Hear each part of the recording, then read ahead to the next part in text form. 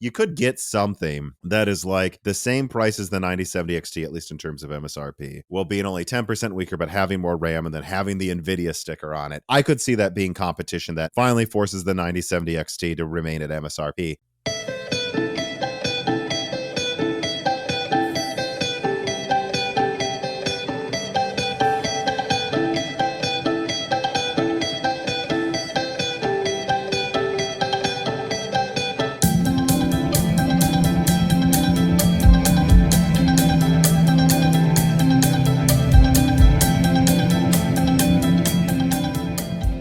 This podcast is brought to you by the Salad app. Support Moore's Law is Dead by downloading the Salad app for free through the link in the description. And while you're in that description, also check out the links to the other sponsor, Micro Center, who we will talk about more later. But for now, let's get on with the show.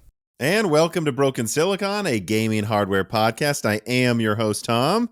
And today I am joined by my co-host, Dan, you were just telling me that your dog's acting like a Vietnam veteran.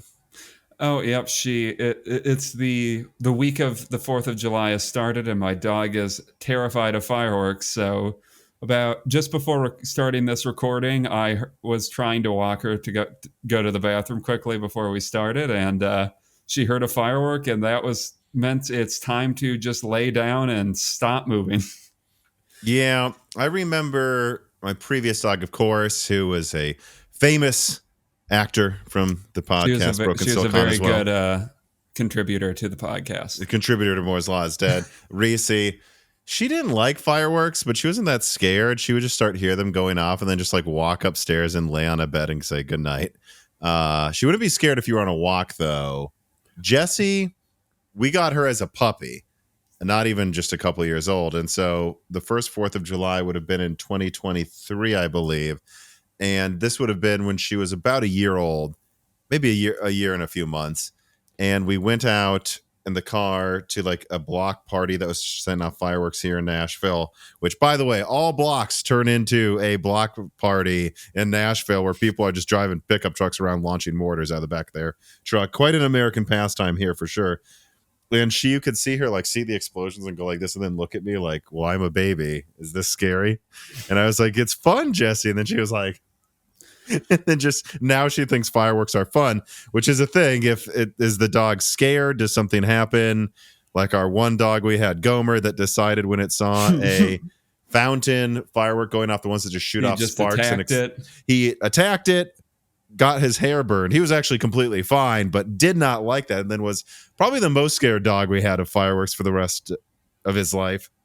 Yeah, luckily my dog now, she's gotten better. The first 4th of July I had her, the fireworks started earlier than I was expecting, and I was half a mile from my apartment, and I was just like, well, I guess I'm carrying this dog home now. So she has gotten better, but it is funny as I get older. I remember as a kid loving fireworks growing up, and now it's like, oh, I kind of dread this week because this is the week where I have to deal with my dog randomly getting scared all the time. It's not great. Yeah. And you got Wendy when she was probably, was she about the age I got Jessie? Was she under a year old probably?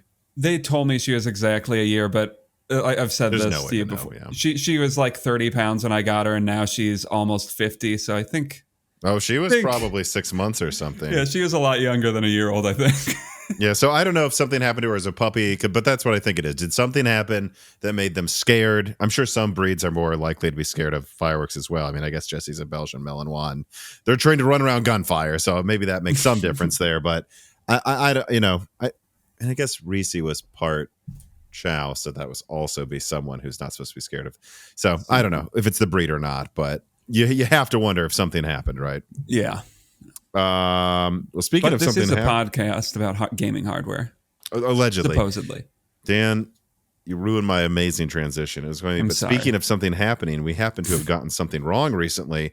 Let us move on to corrections, which is often dominated by Carbon Cry, who writes in and says, correction from Broken Silicon 314, where you said, talking about eventually UDNA, that NVIDIA still does one-offs like Volta and Hopper for AI instead of gaming architectures for their graphics cards. Now, I would say this is not correct because NVIDIA's AI data center GPUs are all significantly different, whether they're called the same architecture or not. A100 was very different. And I think it's, I mean, Ampere, oh, that was still called A100. Yeah. A100 was very different from the gaming Ampere graphics cards. And so is data center Blackwell. What is the same, though, is the broad programming model and software stack, which is what matters most to devs, and why they call those different architectures sometimes is if their software stack is different. And I would go, okay, that's valid. Valid king, Carbon Cry. A valid king. Probably I think he would take that as high praise. Okay, unless he's then against monarchy, which probably is. But I think he definitely is, knowing him actually. But moving on though to something, I forgot what the transition was going to be. We're going to talk about the 50-50 and people are mad. All right, let's move on to story number 1 here. RTX 5050 8GB launched at $249, quoting first from The Verge. The RTX 5050 will start at $249 for the desktop card, drop to 130 watts of power, and feature 8 gigabytes of last-gen GDDR6 video memory, and have 2,560 Blackwell CUDA cores. Meanwhile, the 5050 laptop edition has the same amount of CUDA cores, draws between 35 to 100 watts of power, and will use, instead of GDDR6, 8 gigabytes of GDDR7. The laptops running a 5050 are supposedly supposed to start at $1,000, according to Nvidia, although a note here from Carbon Cry, the editor at Moore's Law is Dead, says the laptops he has found are on back order, pre-order, or sold out for $1,200 or more. So this is not a $1,000 laptop GPU, it seems, despite only having 8 gigabytes in 2025. Quoting now from Tom's Hardware, NVIDIA's decision to use older GDDR6 memory with its RTX 5050 desktop edition has taken some by surprise, given that its laptop counterpart features the faster GDDR7. NVIDIA's director of global PR, Ben Burrando, responded to Hardware Canucks on X defending NVIDIA's usage of GDDR6 and the 5050 desktop card, claiming that GDDR7 is just the best choice for laptops. I saw that too. He said it's for efficiency reasons, that the desktop version will just be cheaper if it uses that, which I buy. Sure. I don't know that I would use the word best, though. It would be best to have more either way. Quoting here from PC Gamer, NVIDIA has published a graph showing the RTX 5050 delivers well over 60 times or 6,000% the performance of the 1050 when using DLSS technology. The graph is titled "Greater than 50x performance for tens of millions of gamers," but clearly shows the 5050 well beyond the 60x marker versus the 1050 baseline. That huge performance boost compares the 5050, of course, with DLSS fully enabled, including frame generation, against a 1050 that cannot even use DLSS. So, yep, yet another Blackwell launch with more garbage marketing claims. The 5050, as announced, is honestly oddly similar to the 3050, the last 50 class launch, since the 40 series did not have a 50 class, 3.5 years ago. The SM count is in fact the same between the 3050 and 5050. The memory amount is the same. They also both use GDDR6.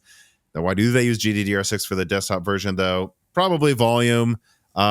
And also NVIDIA insists on a certain margin level, even on their cheaper cards. Although, to be fair to NVIDIA, one thing that actually is true is that the 5050 has the same bandwidth to CUDA core ratio as the 5060.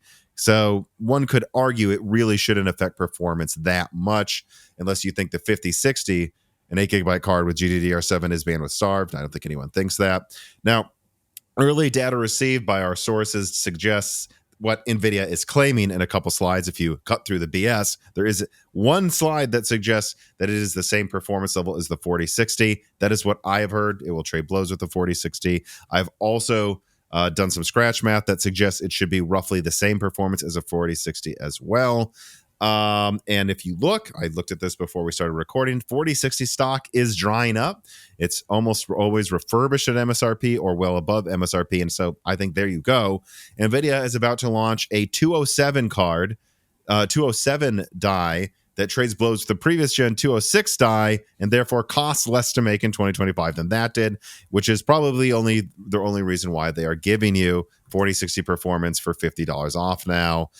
It is a little cheaper, but I have to say, I heavily recommend people get a 16 gigabyte 9060 XT for just $100 more. That's going to give you about that much more performance on paper, while also making it so that it can run all games for years to come instead of struggling to run 1080p like this undoubtedly will with 8 gigabytes. So what do you think about the 5050, Dan? It is out. We have a 50 class again. Kind of, allegedly, maybe. I mean, it's just a 4060 for $50 less a year later. I mean, not a year, 2 years later. It's 2.5. Well, yeah, no, about 2 years. no, 2 years two and later. a half. 4060 came out later, so 1.5 to 2 years later. Yeah.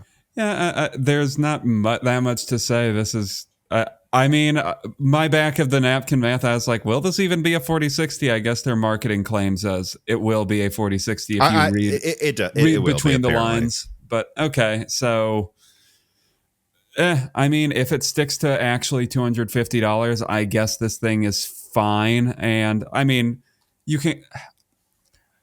If it starts drifting up to close to where the 9060 8 gigabyte or 16 gigabyte, which based on past generations it could, the 9060 XTs are still going to be the more compelling option at either price. And if it is at 250, I don't know. I guess this is fine. Not much more, not much less than that. Yeah, I was thinking, because this is you don't want it to become muscle memory to just start bashing Nvidia. I feel like that is the case. Again, not going to name names at a lot of TechTuber channels, and I think for mostly very good reason. But sure, I have long said that when you're at 8 gigabytes, what you want to buy is the cheapest 8 gigabyte card, because that memory capacity is what's going to constrain your performance before anything else. I mean, I've been messing around with 6600s, 4060s, and 3070s lately every now and then, and I can say it really is the 8 gigabyte that is probably the biggest issue. Unless you're still playing like Battlefield 2042 a lot, then sure, the 4060 crushes some of these AMD cards, I guess. But for the most part, it is that VRAM amount, and so this is cheaper than the 9060 XT 8 gigabyte, even if the 9060 XT 8 gigabyte is 25% more. 25% more performance for 20% more. I would say just get the 5068 gigabyte, but probably I don't know. I still just keep going. Get a used 3060 for the same price.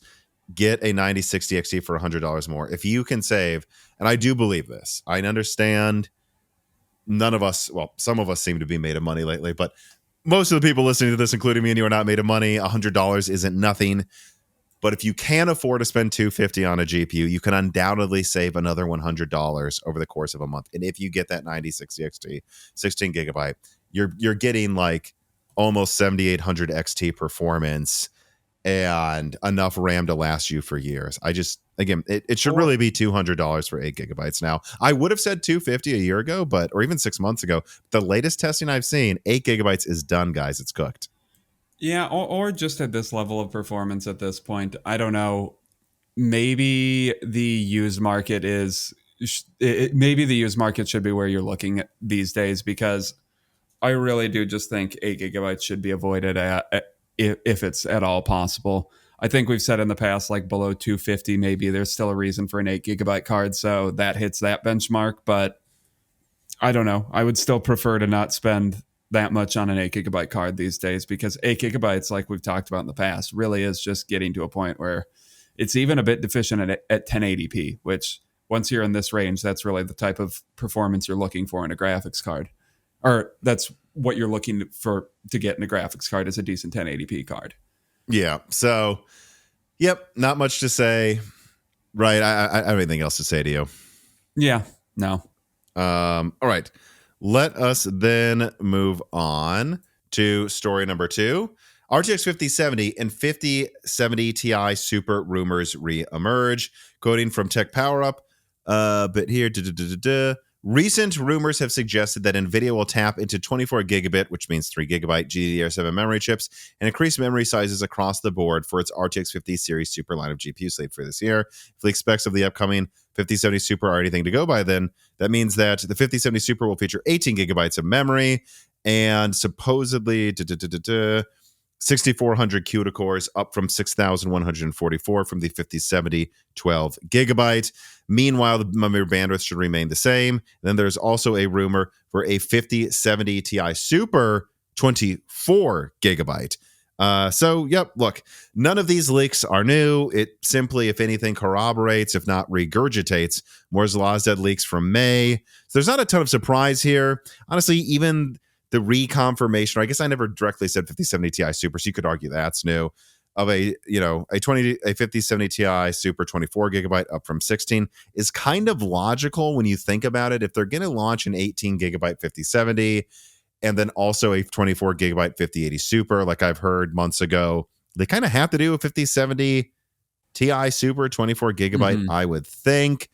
And so anyways, the real question remains, though, will NVIDIA continue to stumble with their Blackwell launches? Can the Super refresh accept positive reception to what we saw from the 40 or certainly the 20 series Super series, which managed to largely fix those botched GPU launches? We're going to have to see. But if these cards launch at the previous MSRPs of the ones they were replacing, that is to say $549 for the 18 gigabyte card, $749 for the 24 gigabyte cut down card, and $1,000 for the 5080 Super 24 gigabyte, and then they actually are sold at MSRP, this does suggest quite an improvement, and that NVIDIA is finally taking the beating they are getting from RDNA 4 in sales seriously. So this was kind of a last minute addition here. I almost cut it because I'm like, we've talked about this before, but ultimately I think this is what people will be talking about, and so we should probably comment on it. But I don't know if you have any thoughts on this. I get worried about repeating myself, but yeah, this will, if they release it at the same MSRPs that they came out with, it's just them fixing the errors of the initial launch. And yeah, I would like to see a 5070 with 18 gigabytes of RAM instead of 12, because I think 12 is a joke at that price. Yeah, and I mean, I'll say it depends on how they play this, but even, and I kind of would expect this, that they raise prices on the two bottom ones by $50. That is to say, not $550, but a $600 5070 18 gigabyte Super, and then $800 5070 Ti Super 24 gigabyte. As long as they can push those hard, and I could see it. I mean, look, 6400 CUDA cores up from 6144. That's not a whole lot there, but if they can push clocks another 10%, you could get something that is like the same price as the 9070 XT, at least in terms of MSRP, while being only 10% weaker, but having more RAM and then having the NVIDIA sticker on it. I could see that being competition that finally forces the 9070 XT to remain at MSRP instead of really selling for 5070 Ti to 5080 Super prices. And if they can push the 5070 Ti Super, frankly, to just about 5080 performance with 24 gigabytes at $800, honestly, yeah, that would cap the 9070 XT pricing. Well below where it is now, which is, it's dropped a little in pricing. I might talk about it in a video, but it's not quite there yet, but it's kind of becoming more of a $700 card. And so I think this would be a good thing for the market, but again, only if they supply it. If they don't, AMD's won at least the do-it-yourself mindshare war this generation, which is stunning. Their drivers are considered more reliable. They got better reviews than NVIDIA. I know NVIDIA will have their OEM and laptop contracts that dwarf AMD in sales, but at least in do-it-yourself desktop, like, there really needs to be quite a move, and seeing this maybe at the prices I suggested, I think could maybe do it. But it would have to do it and have a lot of good supply. Final thing I'd say is, if they do give the 5070 Ti Super 24 gigabytes, once again, this would suggest to me NVIDIA's worried AMD might have the 9080 XT coming, and this would be a 9080 XT competitor. Because I've said the 9080 XT could be a 16, maybe 24 gigabyte card that matches the 5080 for $799. Well, to counter that, NVIDIA would want a higher or same VRAM offering for the same price that is a similar level of performance. Because if they're finally bringing 24 gigabytes down to the sub 1000 peasants, I mean, that means they're worried about something, right? I would think so, because this is pretty aggressive if this is what they're going to go with, at least in terms of VRAM. And this is a big deal because this is a company that seems allergic to giving you enough VRAM. So doing this would suggest they're worried about something. Yeah, which does make me a bit worried that the same MSRP thing won't end up happening. And if they only go for like $50 more than MSRP, I think that adjustment isn't terrible. But I would hope they wouldn't try to go for like another 100 or something. Yeah. All right. Now let us shift From Nvidia here to AMD news with story number 3. You know, my pets aren't very good chefs. In fact, they really have no clue what to do with the groceries that I bring home besides, like, stare at them and sniff them. However, you can become a fantastic chef of computing if you download the Salad app for free. This piece of content is brought to you by Salad. Salad is a worldwide compute sharing community composed of thousands of gamers that share resources from their idle PCs to power advanced computing projects, and for doing so, score real-life rewards in return. You see, once you download the Salad app and you just leave your keyboard, instead of just idling, Salad helps you earn your way to new Steam games, Discord Nitro, gift cards, and more from the Salad storefront, instead of it just sitting there and doing nothing. Heck, you can even send Salad balances to PayPal and then pay with your PC anywhere on the web. It's easy to use, earns you rewards. Well, your PC would be gathering dust. And, you know, it even has support now for AI and rendering jobs, which means you are genuinely helping many different types of legitimate computing projects get stuff done, and then you are rewarded for it. So if you're interested and you want to support Moore's Law is Dead, click the link in the description and download the Salad app for free. Seriously, you're really helping this channel a lot by doing something that costs you nothing. Download the app, you have helped the channel, and you've also gained access to an app that can, well, make your PC do something while you're not doing anything on it. So support Moore's Law is Dead by downloading the Salad app for free today.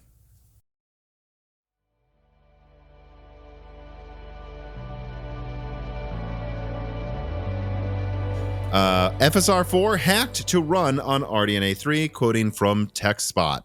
Redditor Virtual Cobbler 9930 recently shared encouraging data after testing AMD's FSR4 on a Radeon 7900 XTX, which the new upscaling technology does not officially support. While the FSR4 hack incurs a significant performance penalty compared to FSR3, it substantially apparently improves image quality and still achieves higher frame rates than the native resolution.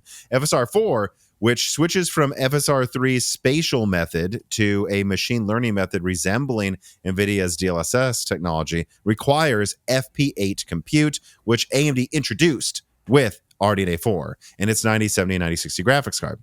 A recent update to Mesa for Linux enables FP8 emulation through FP16, which RDNA 3 supports. So in 4K with quality upscaling at maximum settings without ray tracing, the Cyberpunk 2077 benchmark reported 56 frames per second with FSR4 compared to 85 frames per second with FSR3. Oblivion Remastered under similar conditions showed a 10 FPS difference between FSR3 and 4, but this substantially improved motion clarity in exchange. So this is interesting. We got FSR4 on RDNA 3, but with this hack, supposedly even RDNA 2 and RDNA 1, there are now 2 workable options to get FSR4 on older GPUs on Linux. Therefore, the other option suggested was, I think, int something. And thus it seems getting FSR4 to work on older GPUs might not require as many compromises as we might have feared. So this was actually very interesting. At first, I kind of didn't pay attention to this because I was like, is it really working? Does it matter? It seems like there are huge performance hits, but some of the reporting was just performs 30% worse, performs this much worse. They didn't clarify that it was still running 5 to 10%, I believe, higher frame rates than native without FSR3. If that's the case, this could be a huge deal that suggests AMD could do an FSR4 update where I would have to assume AMD would optimize it better than people using open source on Linux. Yeah, then a probably somewhat borked hack of the FSR4 working on RDNA 3.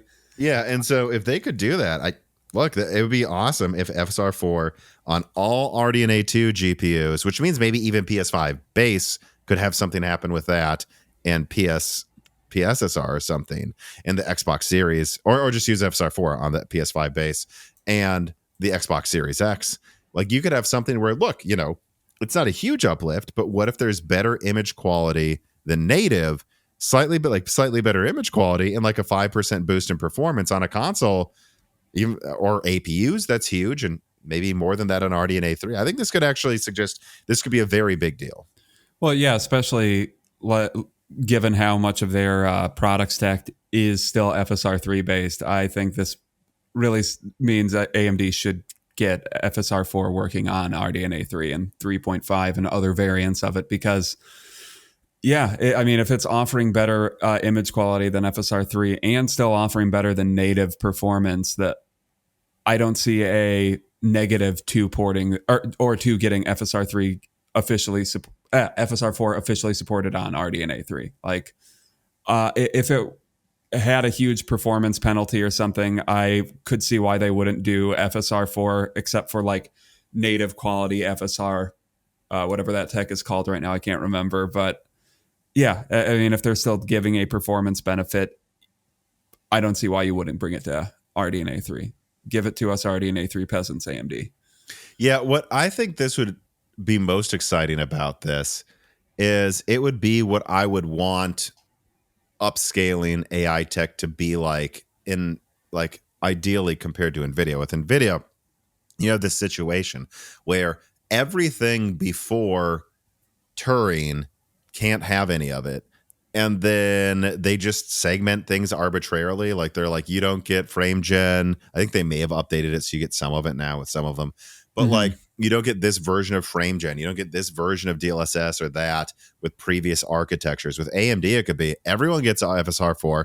It's basically all the same image quality. It's just RDNA 1 and 2 get a 5% boost. RDNA 3 gets like a 10 or 15% boost, and RDNA 4 gets a 30-40% boost. But you know, if you have an AMD APU from the past 6 years, everything's working. That could be huge. And then that could come to think about it. That could come to the Steam Deck, PS5, and the Series X. That would be a very big deal for gaming. And I'm hoping that's what AMD's waiting to announce. It would also, by the way, make sense why Microsoft's new or I'm sorry, not Microsoft, although it's connected to the new handheld from Xbox, why AMD just announced, remember the Z2 Extreme, I believe, is a 16 compute unit RDNA 3.5, cut down from Strix. And then I believe like there's like a Hawk Point based one, and then a Rembrandt based one, and then a Van Gogh Steam Deck based one. Jesus. I thought yeah. that, oh yeah. You remember I'm like, why is AMD announcing this new handheld APU family that's using crap from 5 years ago, or I guess maybe 4 or 3 years ago? It doesn't make any sense to me. What if they're about to announce all of those APUs still support FSR4, so it's really not a big deal? Yeah. If they're going to continue supporting or putting their older technologies into newer products for this long, they're really doing one, consumers, and two, themselves a disservice by not getting their latest software working on those products if it's possible. So yeah, get to it. Yeah. I don't have anything else to say about this. It's just once I actually looked into it in preparation for this podcast, it's actually quite a bit more interesting than I thought it was. And I really hope this signals what we're about to see officially from AMD. All right. Let us now move on to story number 4.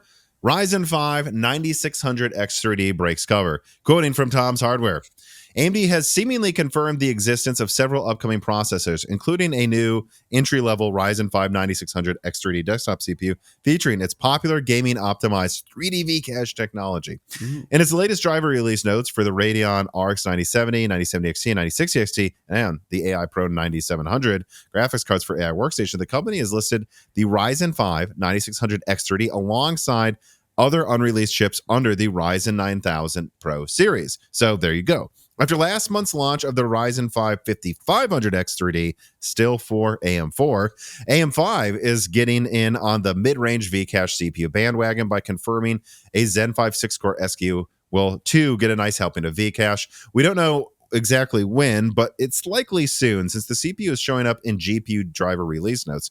And so what should we expect? Well, likely similar gaming performance to the 9900 X3D. That is to say, better gaming performance than I believe any Intel processor on the market, but now possibly coming down to the $249 or $299 likely MSRP pricing level. And when I say $249 or $299, that is because at this point AMD is competing with themselves, and I'm just guessing which products they don't want to compete with. But either way, a widely available 9600 X3D could be a nice choice for gamers squeezed by GPU prices.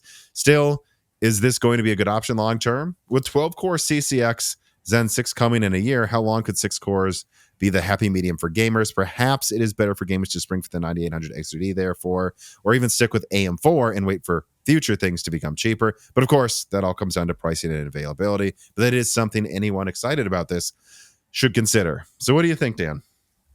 I mean, we knew it was coming eventually, but yeah, the fact that we're about to see this new CCDs or new 12-core CCDs does kind of mean I think they have to get ahead of uh, their lower end CCD or their lower end X3D offerings before their new stuff comes out. And to me, this seems like it might be a decent like stopgap CPU for if you want to upgrade to AM5 right now. But I guess we'll see when reviews come out. Part of me wonders if just going with like a cheaper option, if it's still available, like a 7600 X3D or 7600, might be a better idea if you're trying to upgrade to AM5 early in anticipation for Zen 7. Yeah, I would. Yeah, I'm going to guess 299. I'm just looking around here. I mean, it's 279 MSRP for the 9600X. So that has dropped on many places to below $200. But I mean, this would still make it one of those almost gaming flagships for a really cheap price that pretty much uses no energy actually as well. But at the same time, it would be competing with, I believe, the 265 or at least 265KF. You know, Intel's dropped their 20 core Ultra 7s down to like $300. So, but I would say if you don't do a lot of multitasking, this will beat that i7 in gaming for the same price and then be able to upgrade to Zen 6, which should be insane, as we're about to cover in an upcoming story here. So, yeah, I would still say due to platform longevity, I think your argument for a stopgap for Zen 6 is probably the best point to get it. Is you basically have the best gaming performance now within 10% of it or something, and then you can upgrade to 24-core Zen 6 in a year or two. Yeah, and like you said, it will go like even if they price it at $300 based on the way CPU pricing it goes. And I don't know if it's just because AMD has flooded the market with so many different SKUs for their CPUs that the prices are so malleable. But even if it's at $300, I wouldn't be surprised to see it go to like $240, $230 pretty quickly. After like the initial demand dies down, that might send it to stupid pricing that happens a lot of the time upon release. Yeah, 9900 X3D. Okay, that's 9800 X3D is at or a little below MSRP now. 9900X. Some of these prices have gone a little up recently or something too. So, but not all of them. So yeah, I'd say, look, if you're getting it for gaming though, and let's say it's 300, the 8-core version costs 1, 2, 3, 4, like 50%. Yeah, 50, 60% more. That is how math works. So I'd probably recommend the 9600 X3D actually over the 9800 if it's 300, because no offense, everybody, but you're going to get the, whatever it will be called, the 10900 X3D unified 12-core V-cache chip out of Zen 6, which I have some more information we're going to talk about in a second about that. And in the short term, the difference between that and the 9800 X3D is going to be much larger than the 9600 X3D in that. And I would imagine the 9600 X3D will hold its value on the used market pretty well at $300. Like, true, you might lose $50 when you sell it to upgrade to the Zen 6 12-core variant. And yeah, that'd probably be my advice. 40K Emperor demands you join Patreon, writes in and says, do you think AM4 is near 10 years of support now with the 5500 X3D will be what makes Intel get on board with platform longevity? Surely at some point they have to realize that if AM5 has even half the length, people will prefer that over what they're currently being offered from Intel. I don't know, man. I mean, Nova Lake's going to get a new platform. That seems pretty confirmed by now, actually, according to everyone. And I would hope that they plan ahead with Nova Lake, and they're like, what is, I said, is it Beast Lake is one of them? And I'm blanking on what the upcoming lakes are after that. I think there's Razor Lake probably. Like, hopefully they would go, okay, we planned ahead now, 1, 2, 3 generations at least 3 or 4 or 5 years of support. That would be enough. But, you know, I am having deja vu. That is the same thing I said when we were talking about Arrow Lake. Hopefully, Arrow Lake will have at least 1 or 2 gens on it as well. I was even told they were considering that, but that doesn't seem to be the case. So I wouldn't hold my breath. Yeah, it really does to me seem like this is more not that leadership doesn't know that there's an issue with platform longevity being this bad. Like at least 2 generations is somewhat acceptable, but this is crazy. It really does feel at a certain point that this is just the development teams not knowing what each other are doing, or one hand at Intel not knowing what any other hands are doing. Absolutely, because remember, Arrow Lake uses the Meteor Lake platform, including desktop, even though there never was released a desktop Meteor Lake, although we have unlimited pictures of those leaked online by now. I feel like it was the same layout. They planned to have a Meteor Lake desktop launch instead of 14th gen Raptor Lake Plus.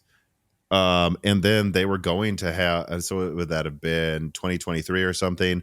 And then they were going to have the following year Arrow Lake and then an Arrow Lake refresh. They did have a plan for 3 gens on it. It just didn't happen. I agree, Dan. That's just one hand not knowing what the other's doing. One designed a platform for Meteor Lake through Raptor Lake, through Arrow Lake and Arrow Lake refresh. And then the other hand was like, we don't know what to do with this. Also, we're canceling this over here. And that's where we get into this crappy situation again. Techno writes in and says, will the 3D V-cache layer remain at 64 megabytes for Zen 6? So an unintentional decrease in the additional V-cache per core, or will it go to 96 megabytes and maintain per core amount, or potentially increase it to 120 or 144 megabytes? So my current assumption, I've reached out to some people at AMD, I actually may have a lot more updates about this next week, is that it will be 96 megabytes or 64 for a 8-core, 12-core CCD, 96. But I would remind you, Techno, that I leaked a while ago that Zen 6 can stack Vcache.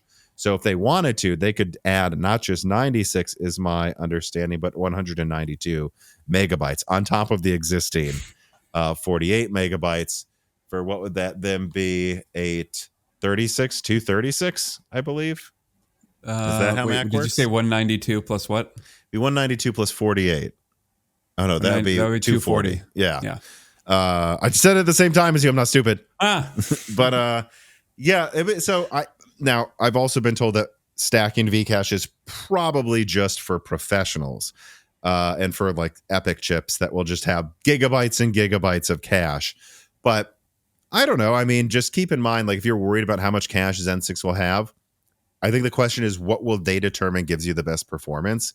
Because they can do more than just 96 additionally. But that is my understanding. All right. Speaking of Zen 6, let us move on to story number 5. Zen 6 targets much higher clocks than Zen 5, and Intel Nova Lake performance allegedly leaks. Quoting first from Tweaktown, we've been reporting on rumors from leaker Moore's Law is dead that AMD's next generation Zen 6 consumer Ryzen CPUs will have clock speeds of well over 6 gigahertz, but we could apparently see a ceiling of much higher than 7 gigahertz that would of a not higher than 7 of a much higher 7 gigahertz that would whoop some Intel ass if true. The leaker on a recent podcast pondered how much higher the CPU clocks could be and added that it would be well above 6 gigahertz, not just 6.1 or 6.2, and that we should expect something like 6.4 or 6.5 gigahertz. So I didn't say that. I wouldn't say I was someone that said it was that as low as 6.4, actually. But Moore's Law said added that this makes a lot of sense, too, when you consider that AMD is jumping process nodes at TSMC by not just one node, but technically 3 classes of nodes from N4P to N3P to N2, from N4P to N3P, and then N3P to N2P, and then N2P to N2X. And so, yeah, there you go. 12-core chiplets, clocks well above 6 gigahertz, and new packaging could all significantly improve the memory bandwidth and latency, and therefore gaming performance of Zen 6 tremendously over Zen 5, according to recent discussions I've had with sources at AMD. Unless Zen 6 suffers some catastrophic issues and bring up, it could genuinely offer a legendary uplift for gamers, something like we haven't seen since Zen 2 to Zen 3 X3D. Hopefully Intel can keep up. Although, on the note of Intel keeping up, we'd be remiss if in this same story we did not mention some recent Nova Lake leaks circulating out there right now. Now, look, these are not from ourselves, but the slides that have recently emerged look a lot like slides that I have seen before in presentations from OEMs, and they promise supposedly 10% higher single threading and 16% higher multi-threading from Nova Lake over Arrow Lake. And those numbers are actually a bit disappointing if that ends up to be a true rumor. Last November, to be fair, we leaked that Intel was expecting Nova Lake's Griffin Cove to offer 9 to 8, or I think that's a typo there. Let me double check. I got Coyote Cove, whatever Cove it is, though, to offer 9 to 18% IPC uplift over the Cove that is an Arrow Lake. And so if it offers 10% increase in single threading, this would suggest that Intel is at the bottom of that range, or that Nova Lake somehow runs at lower clocks than Arrow Lake despite moving to 2 nanometer and 18p. The multi-threaded numbers are even more worrying, though, with multiple new core architectures for the P&E cores, and a rumored doubling of cores in total from 8 plus 16 to 16 plus 32, and then actually plus 4 LP cores. And only 60% increase in multi-threading would integrate significant issues. Could be thermals, power delivery, or scheduling. I guess power, like just 52 cores in the desktop chip. What the hell? But either way, if it is only a 60% increase from an over doubling of cores in in multiple new architectures, that would be very bad scaling. All right, so this seems to be one of the main subjects of the channel over the past month. Zen 6 versus Nova Lake. What do you think, Dan? Well, I mean, if Zen 6, even if it fails like to gain much in IPC, just with those increased clock speeds, I would think AMD Zen 6 should outperform or grow the gap that they already have against Nova Lake, unless something catastrophically bad happens with Zen 6. So I don't know. See, I don't really see a scenario where Nova Lake ends up closing the gap or pulling ahead this generation. Yeah, I don't know. Maybe I'm crazy pessimistic, but I just don't see how that happens. And again, I'm trying to get this verified. Maybe I'll have a video next week that not only, from what I've heard, or from what I'm discussing, I should say, with sources at AMD, maybe I'll have some new Zen 6 info about IPC and Vcache and stuff. Maybe at the same time, I'll get some feedback from OEMs and people at Intel about Nova Lake's performance targets. But that slide that's emerged looks exactly like slides I saw for Meteor Lake, Arrow Lake, and Alder Lake, I believe, if I'm remembering correctly. And all of those leaks were all true.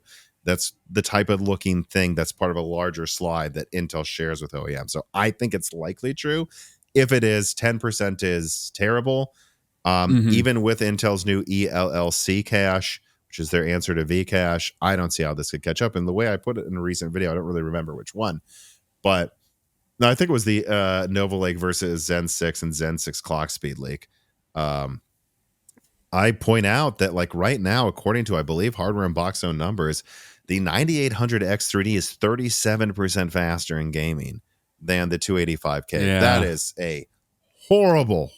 This is bulldozer levels, people. This is Sandy Bridge versus bulldozer, or actually worse right now for Intel and gaming. And the point being, if Zen 6 with crazy higher clock speeds from 3 node jumps, an increase in cache, a unified 12-core CCD. From what I've told, there will be bridge dies to lower latency between the CCDs and the I/O die for even more gaming performance. If all 4 of those things somehow only give AMD 10% more gaming performance, which I think is incredibly unlikely, you're looking at AMD having a 50% performance lead over Arrow Lake from Zen 6 in gaming, and Zen 6 X3D, I should say, to be clear. I don't know how a 10% single threading increase plus Vcache catches up to that. And I think, if anything, you're right, Dan, maybe the Gulf could increase. Yeah. Which would get to what, almost double the gaming performance? Yeah, like just even if there's no IPC clock increase, just the elimination of that latency penalty and the increased clock speeds alone should, I don't know, I would think it would add at least another 20% performance to it. Yeah, so all I can say is I really, really, really hope that's not what happens. I was hoping that Nova Lake would bring a 20% single threading performance increase. I mean, if I were to guess how they would have done it, I was expecting above 6 gigahertz clocks, so like a 5 to 8% clock speed increase plus like a 15% IPC increase. That's what I was hoping for. But if this rumor is true, this to me suggests the bottom of the IPC target I've heard recently, plus only 6 gigahertz clocks.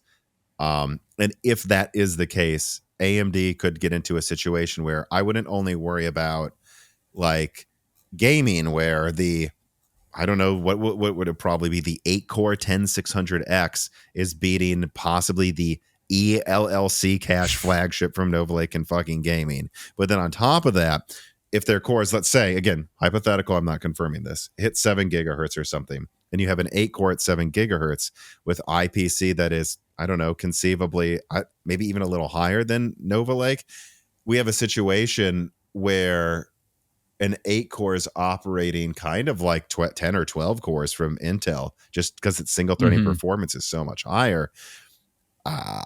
That's gonna make those 52 cores seem like Garbo cores. I don't know. That's where you have a situation where AMD's 8 cores are competing with Intel's, who knows what it will end up being, but like 8 plus 8 big, 8 little core, Ultra 3s, their Ultra 5s are competing with, AMD can take a 12 core CCD, which, remember, in the future will be the equivalent of what we would now think of as an 8 core, their mid-range offering. And with just 12 cores, maybe that's competing with a 24 core Nova Lake. That, I don't know. That'd be, And Nova Lake's going to use pretty large 2 nanometer die, so it's not going to be able to be cheaper. I just really hope this is a repeat of Arrow Lake, because it's starting to smell a little bit like it is.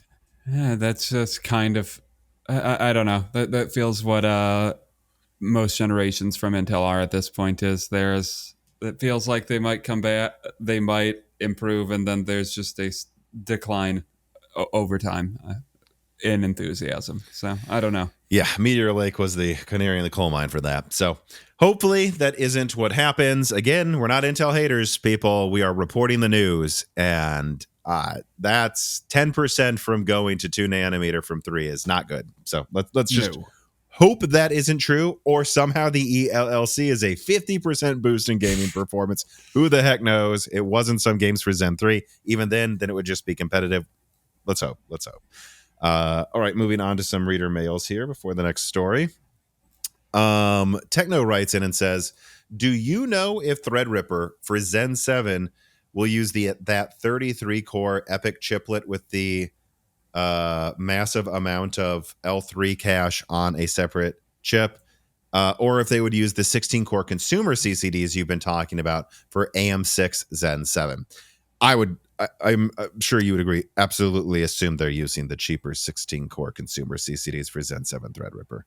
Yeah, probably. I mean, it would be cool if they didn't, but we'll see. I think they're going for like an absurd knockout with what I've heard Zen 7, the 3D core is. Actually, I haven't even said the code name yet. Maybe I will in a week or something. But like, 33 core chiplets going up to, I think it was 264 cores or something crazy. Hundreds of megabytes of L3 cache stacked. There's actually other crazy things I've heard that it will have that I haven't leaked yet too. That to me sounds really, really expensive and driving for some mega IPC latency uplift that's hard to compete with. I think what you're going to see on consumer, which does include Threadripper, is like 32 cores probably on AM6 with a few next-gen cutting-edge things, but more traditional, probably looking kind of like a Zen 6 layout, but on AM6 and bigger would be my guess, with bridge dies and an IO die and 2 CCDs. And then on Threadripper, they'll probably take the 16-core CCDs. And I mean, even if you just had 8, that'd be 128 cores. Isn't Zen 5 Threadripper only 96 cores?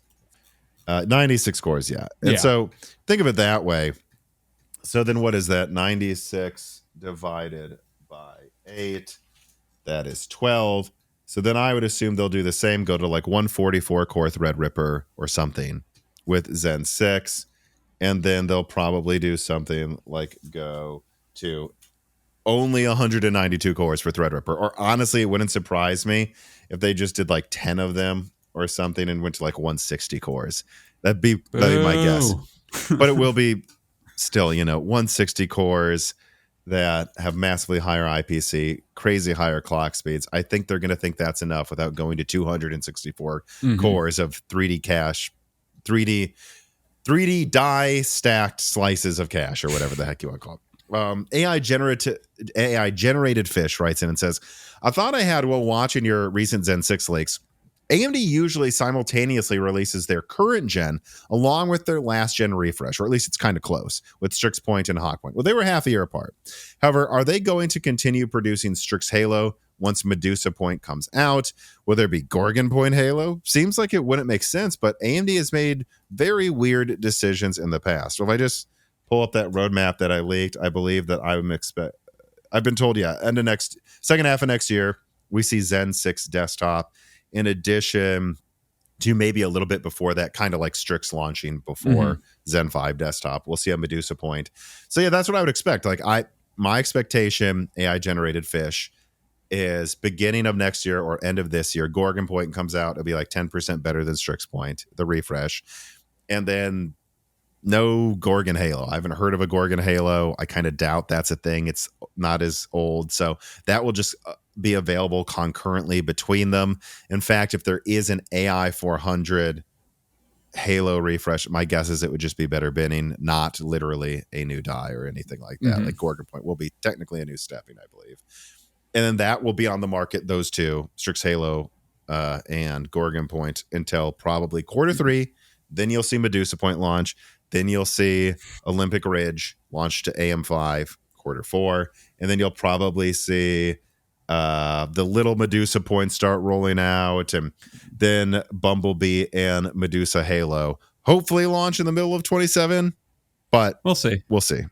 So, and all of that is to suggest, no, I think Strix Halo is going to be around for a while, and that won't really matter that much, but there will probably be an awkward period.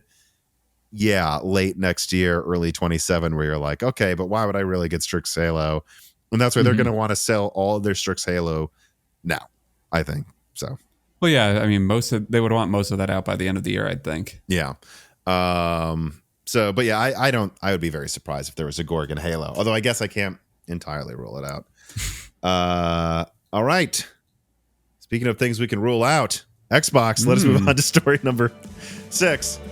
This episode of Broken Silicon is brought to you by Micro Center, who is a fantastic long-term sponsor of Moore's Law is Dead for really more reasons than I could ever have enough time to state. But of course, they have unbeatable prices, unbeatable deals where they're giving away 32 gigabytes of RAM with many of the best processors on the market right now. And then there's other promos usually on top of that. So really, I cannot recommend Micro Center enough. And now there's never been a better time. It's that summer period where sales start going down, so prices start going down. And they're actually having a 4th of July savings event right now if you check the link in the description. So I do think this is a fantastic time to build a new PC and maybe get a new laptop or monitor and check out what other deals they have going on, which they want me to remind you that they will be updating their July 4th deals as the month continues. So make sure to bookmark this podcast and check these links multiple times every now and then if you're interested in new tech, because the deals will continually update. And then, of course, they also have a new location in Santa Clara, which you will want to check out if you are in that area. They also have special purchasing options through Affirm, and well, they also have Micro Center News. There's a link to that in the description as well that you can go to, of course, and always find out the newest tech news and how to get the best deals on it at Micro Center. So once again, as I always say at the end of these, let me go. Thank you for sponsoring us, Micro Center. I do love having this sponsor for so long now because I really do think it is a great aid to the community. And otherwise, yeah, check them out to support Moore's Law is Dead. Let's get back to the show.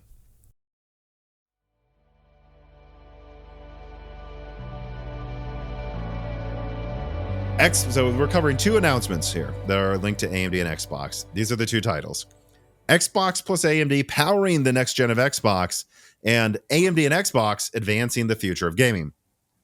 Quoting from the first one here from Sarah Bond, president of Xbox, together with AMD, we're advancing the state of art in gaming silicon to deliver the next generation of graphics innovation to unlock a deeper level of visual quality and immersive gameplay and player experiences enhanced with the power of AI. Wow.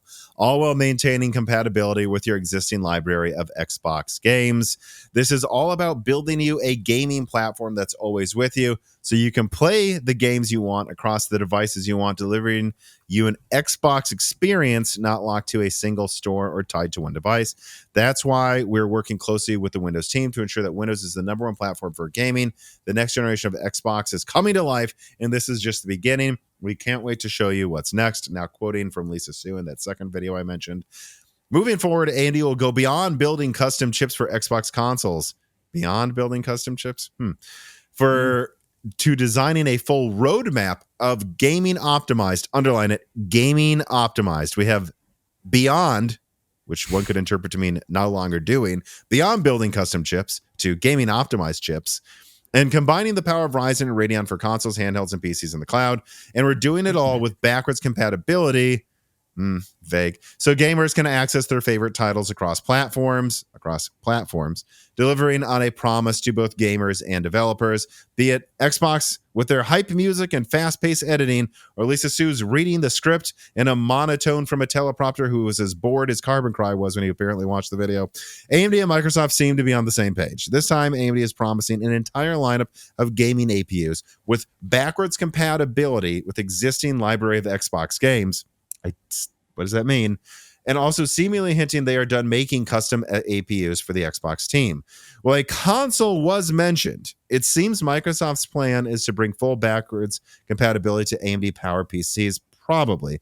From one point of view, this kills Xbox, reducing it to a Steam competitor or just another game store. Or if you look at the recent Quest 3S Xbox edition, I don't know, just a sticker for marketing.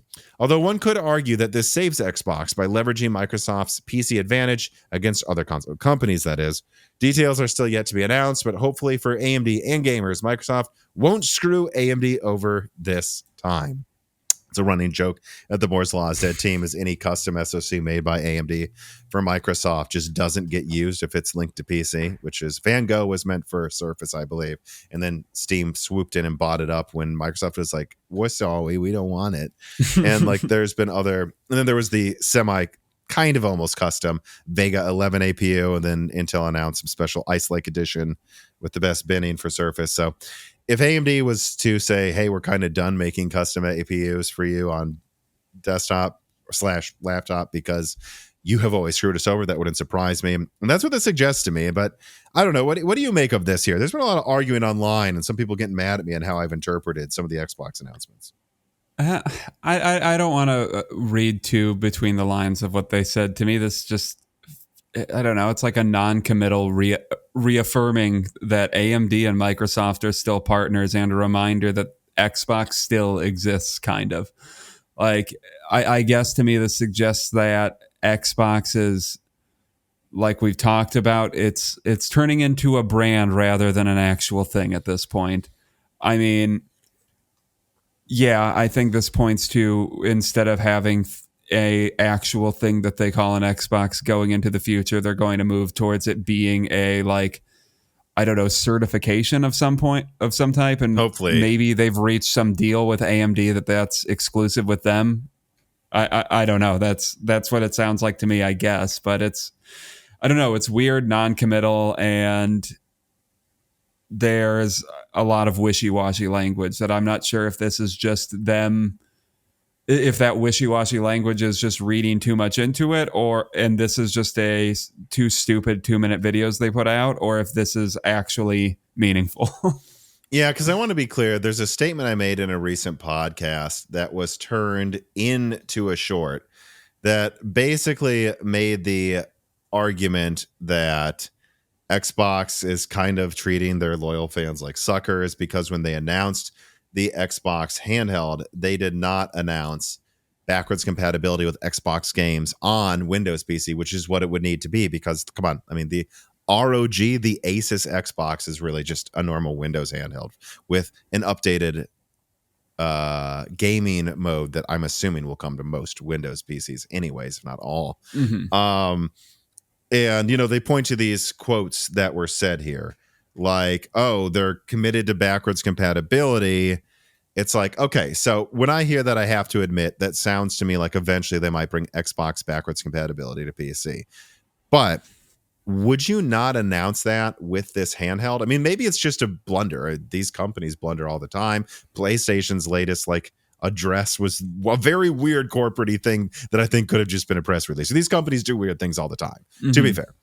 But I would think that'd be the number one thing you do, is you show the ROG Xbox handheld, the new gaming mode, and then you go, and by the way, all games you've bought on the Xbox store, there will be an Xbox like download store like mode or page added to the new Xbox store on PC soon. Link your accounts, any 360, maybe even some Xbox games that are backwards compatible. Xbox One, Xbox Series games, all of them now can be downloaded and run natively or emulated, I guess. It really wouldn't be natively, but even though they run Windows on Series technically. Is it native? I don't know. We will have a way for it to run your old Xbox library. And that means even if you didn't buy it on Steam, it's still going to run better than your old Series X, and you're still going to be able to play it without buying it again. That would be like a huge announcement. In fact, that would make a lot of people go, oh shit, I'm buying Windows 11 now because all of my old, maybe, you didn't get a Series X, you got a PS5 or you got a Switch 2 now and you haven't played on consoles for a while, but you had a 360. You go, oh, all my old games are now on there. And some of those games were never ported to PC. So that's huge. I think you would have announced that if you were sure you were going to be able to do that. And so I continue to be skeptical. I want to be clear. I hope that's what this means to the Xbox fans listening, or they're fucking you over. I really hope that's what this means. But I don't know. When I see stuff like that, I'm skeptical. To me, it almost seems like Xbox as a brand is just a vestigial structure that exists for Microsoft as like what the landscape was 20 years ago, where they just don't really know what to do with it anymore, as everything has become increasingly online and digital, and all of these landscapes have, to some degree, I think, converged on, like, the console and PC landscape are more similar now to than what they were 20 years ago when they entered the market.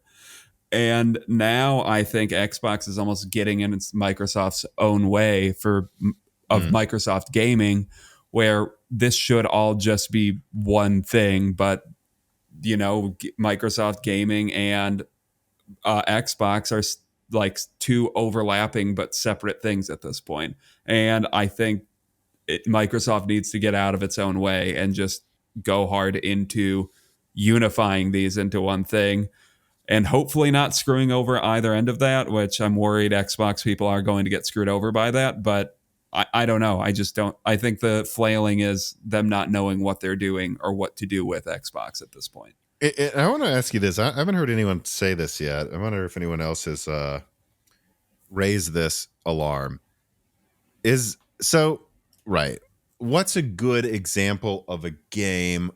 I guess Gears of War 2 probably falls into this category, but I'm trying to think of a third-party game.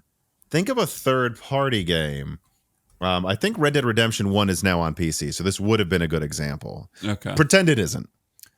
If Red Dead Redemption 1 runs on 360, and they've already allowed you to play that on Series X, to my understanding, and played in 4K, something that stupid Sony hasn't done, is add a PS3 backwards compatibility. If they bring 360 backwards compatibility to PC, is Rockstar going to get mad because now they can't resell it on Steam? Because technically, if you bought it on 360, you can do this. And hear me out. Could a bunch of people go to friends' houses with their Xbox accounts, load up an old 360, and then just buy a bunch of games they can now play on PC for way cheaper? Is Xbox even allowed to fucking bring 360 backwards compatibility to PC without breaking a bunch of publisher agreements? Because I would argue that might not even be possible. I haven't thought about that until today. I guess I haven't considered it. I don't know. There are a lot of different deals for all of these different platforms, so maybe. I mean, I really can't add anything to that.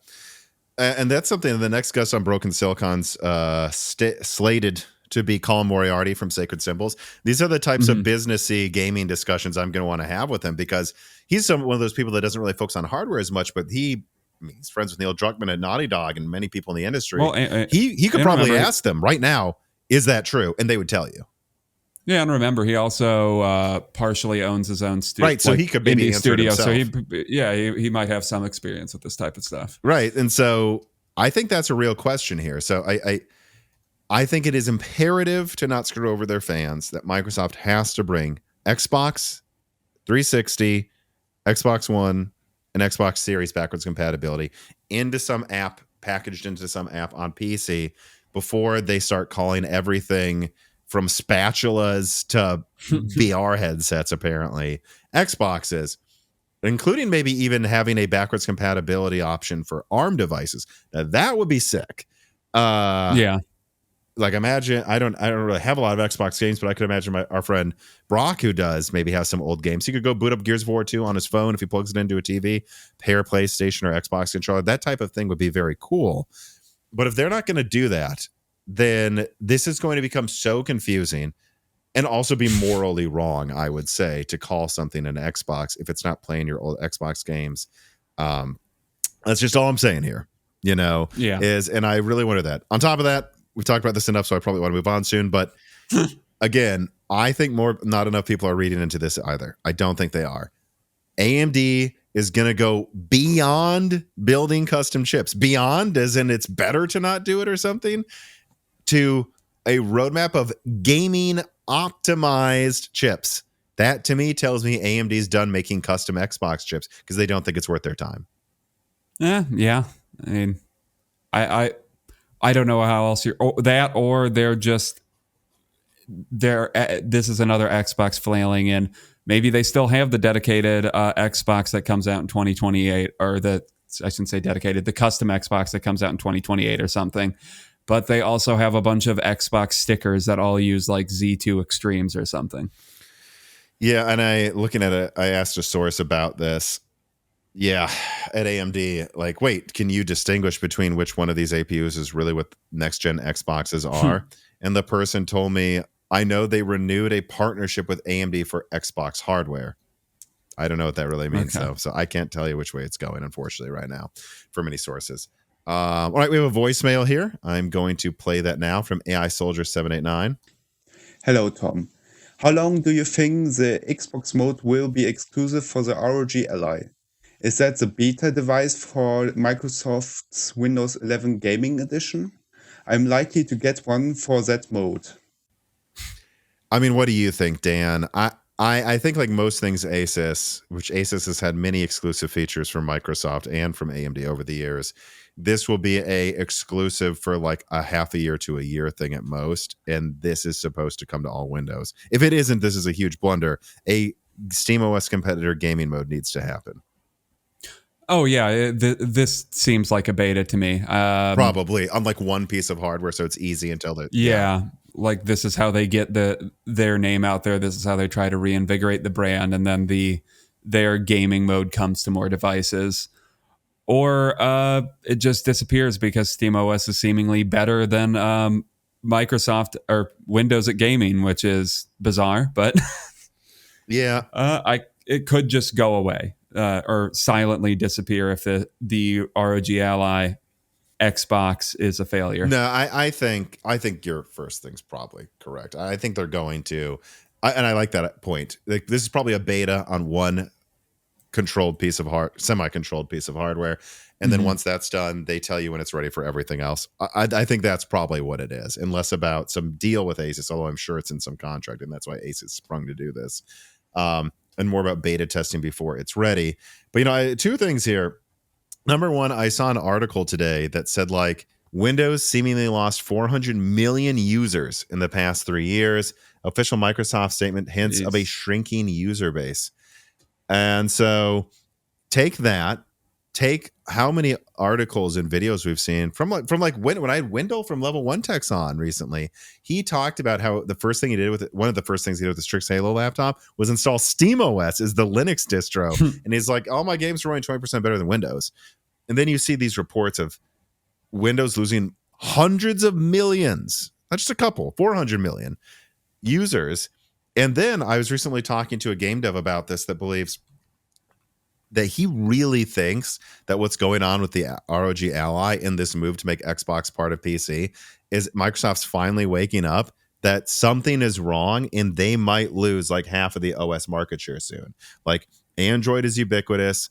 iOS is still kicking, with custom Apple hardware, and that SteamOS, like Linux, is starting to become more popular, and they're very terrified that SteamOS actually could start replacing Windows. And so I think that I think that's actually a very real thing going on here. Is the reason we're seeing them kill off Xbox is they realize they might lose half of their OS market share very soon if all gamers leave at the same time that people are just fed up with Windows issues and move to Apple and again, Android and other things as well.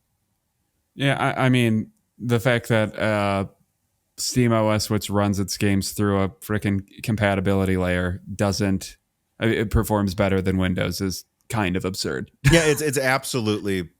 Yeah, like that's something this dev pointed out to me too, is like running like Windows games emulated on Linux is more efficient than running it on Windows 11. And that is appalling, right? Yeah. Let me write this down though as a thing too.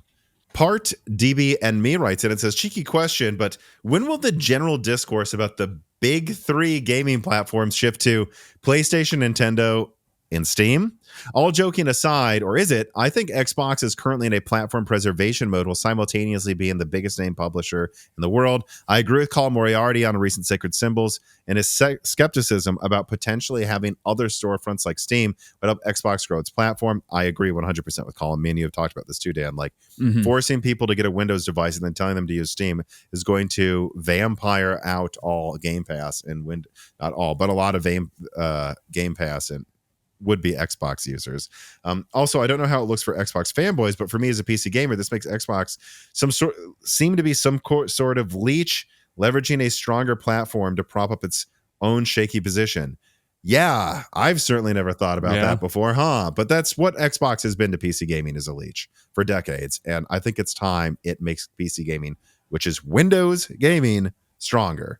But yes, I share your apprehension. And when will it become Steam versus Nintendo versus PlayStation? I think it's already almost there, to be honest. It's just rapidly happening with the mindshare drop of Xbox. And if we're lucky, though, it will just be Windows gaming versus Steam gaming, Nintendo, PlayStation. And again, we're like, PlayStation dominates home console. Yeah. But there's Steam home consoles. There's Xbox sticker home consoles. There's Nintendo consoles. Then there's kind of handhelds from all of them. And it's not as much as a world where it's like, here's the Sega Saturn and the whatever. But it's like, they're all indirectly competing, though. The PlayStation 5 Pro is more expensive, not just because Xbox is failing to compete, but I genuinely believe Sony saw the price of graphics cards and said, we're idiots if we don't charge more. They all compete with each other. Yeah, they all compete with each other in different ways. But I mean, I think it's time to acknowledge just like the console war, quote unquote, and the way people have always talked about it has been over since the PS4 launched, really. Like the Xbox and PS4 kind of competed with each other for a while, but the PS4 just ran away with it. I don't think any Xbox is ever going to compete with compete with the another PlayStation like they have in the past again. I think the Switch is going to continue chugging along as its own thing. Maybe given that it's more powerful than it used to be, or it's comparatively more powerful than what they've had in the past, maybe they can more directly compete with Sony in the console market, but those are chugging along. And then there's the Switch is really mostly just a dedicated platform for playing first-party Nintendo software. And then Sony indirectly directly most competes, I guess, with Windows now and all of the various platforms that exist on Windows for third parties. But then they have their own PlayStation handheld, and there will be Steam OS gaming pucks, I'm sure. And they're all going to slowly touch and compete with each other. They are. All right. Let us now move on then from Xbox problems to PlayStation problems with story number 7. More data suggests PS5 liquid metal flaw is a persistent issue. Here's the write-up. Since the PS5 launch, there were some reports of issues with liquid metal. This is not really something new. Although, while fairly infrequent, liquid metal replacement has become a standard offering for many repair shops, and Sony does seem to be aware of the issue, since they have clearly tried to mitigate this issue in later variants, like in the PS5 Slim and the PS5 Pro, by adding ridges to the cold plates of newer units to try to stop liquid metal from seeping out. Again, that's a huge smoking gun for me that they know there's an issue.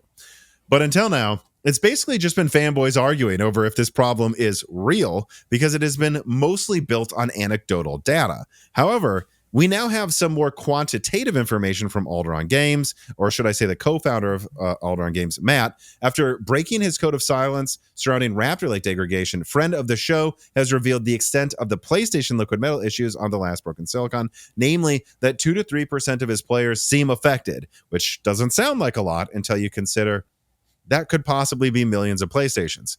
He has even bought some of these consoles back from his fans, paying them for their broken devices to analyze them, and has proven that the shutdowns they were having, at least in some of them, were indeed from liquid metal that was seeping from the cold plate, from the heatsink on the die, and pooling at the bottom of a vertical standing PlayStation on the plastic. He has even seen some PlayStation 5 Pros affected as well, although it is far more rare, although it is a lot newer, so maybe it's not, suggesting this really is a persistent issue with the PlayStation 5. Now, to be clear, this isn't a red ring of death situation, and I've actually had to dispel that myth several times by responding to people in the comments saying, no, this isn't that. In fact, one could argue that from Sony's point of view, if they want to be greedy, they could say 5% of PS5s will probably fail in 5 years anyways, and therefore they can just ignore it if something fails, ask people to pay to have it repaired or repair things in warranty. Now, I would not argue that, though. I think they should do more than that to address it. But let's be clear, this is not an red ring of death moment for PlayStation at all. Put down your towels, Xbox fanboys. And PlayStation fanboys, take this as a PSA. Put your launch console in a horizontal position as well, would be my recommendation. All right, Dan, so what did you think about this? I mean, not good. I don't really have too much more to say other than that. I would prefer companies mitigate these types of issues or do better research to see if this is going to be a problem before it even comes out, because I don't know, maybe the cooling is that much better, but I would prefer a more stable solution than a coolant that, or thermal conductor that leaks, or paste that leaks. Like, just go to an older thermal paste solution if your liquid metal doesn't work or has a high failure rate. Yeah, I think I said this to you when we were talking offline this week, but it's abundantly clear to me that PlayStation was planning to go for high clocks the whole time. And again, this isn't really comparable, but like, this is probably, you could almost compare it to like what Xbox One did with 8 gigabytes of DDR3, which once it happened was like, that's so stupid. Why the hell would you use DDR3, not even DDR4, or let alone GDDR5? And the reason is, from the start of the design of the Xbox One, they knew they wanted 8 gigabytes of RAM. They knew that was a huge advantage versus the PS4, which was rumored correctly, by the way, to be targeting 4 gigabytes of GDDR5. And they thought if they used 8 gigabytes of cheaper RAM, it would make their console much more easier to program for and develop games for, in addition to allowing them to let you watch NFL through a different HDMI port more easily. So, but once the console came out, that was stupid. They should have gone with GDDR5. Sony figured out a way to make it work. Once higher capacity chips were available by the time the console launched, it was actually easy to do. And that was a huge mistake by Microsoft. I'd say this was a smaller mistake, but I would say that Sony was clearly always targeting above 2 gigahertz clocks of RDNA 2. That's probably something Mark Cerny flagged about the RDNA 2's architecture design plans of, whoa, less compute units, and let's just make them as fast as possible. That'll give us an easier to develop for and optimized console for developers. But by the time the console launched, they had planned to use liquid metal and this extensive cooling. They realized, RDNA 2 actually can almost hit 3 gigahertz. It's actually not an issue that we needed to cool. And they probably should have just used normal thermal paste the whole time. That'd be my guess. Yeah, or well, I guess the reduction in size of their heat sinks that also lowered shipping costs. But I wonder if they could have just gotten similar performance by doing thermal paste and keeping a somewhat more bulky heat sink. Also, I was listening to the new Sacred Symbol, and Colin had this really interesting point he brought up of there's been these weird bad console issues since, to my memory, Returnal came out is when I remember this kind of coming up. Like Dustin brought this up too on the podcast, that I remember, I think it was Hogue, who's a contributor, he is a contributor to Sacred Symbols and friend of that show from Hogue Law. Also comes on Broken Silicon very often. Recently one is a very good episode, I thought. he said that Returnal was having these overheating crashing issues. And there's been games from time to time. This is something Matt from Alderon Games said too. Some games seem to more dynamically dissipate the heat across the die more evenly, less of an issue. Some games seem to run hotter on some spots. I've seen this many times. Some games run hot and some consoles have problems with crashes in some games. Mm-hmm. Is it like Hogue just had this issue? Dustin said one of his friends might as well. And so it was interesting listening to them on Sacred Symbols talk about this and realize, this could explain these weird issues we've had with some games that run hot for years now. Is it the liquid metal thing? And I would suggest these people who know Dustin and Colin, maybe reach out to Matt from Alderon Games. He will buy your PS5 from you so you can get a new one and take it apart to confirm. Just throwing that out there. So I don't know. This is one of those stories where I was like, well, I don't, obviously I'm going to put a big flyer on my thumbnail to get clicks and stuff and like talk about this. And it could affect millions of people. That's true. But it's like trying to balance that this is a really big issue that could affect millions of people, but understanding that millions of people is not hundreds of millions, tens of millions, I should say, like 360 Red Ring of Death. So I would just say, no, I don't think this means PlayStation's not doomed. The PS5's not doomed. Most PlayStation 5s will probably not have this issue.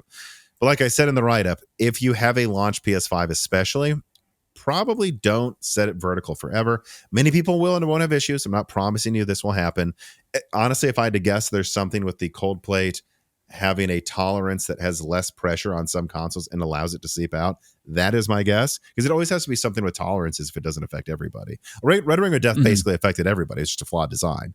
But yeah, so trying to balance, this being serious with this not being serious. If we're going to call Red Ring of Death serious, that was well beyond serious. But I don't know if you have any other thoughts on this. Well, yeah, I mean, that was a 50% failure rate serious. So. Or more. I mean, effectively, it was all of them, unless you got, like, I think a golden sample that just didn't get as hot.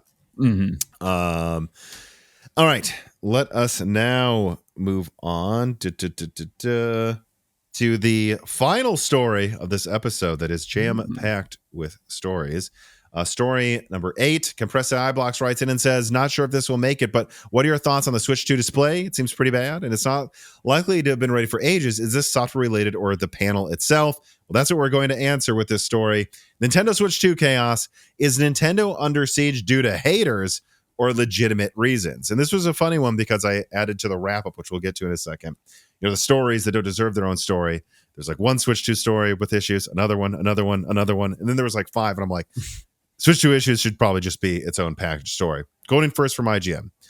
Switch 2 users have reported having the vibration effect of their controllers turned off should the console detect you making prolonged use of the rumble feature.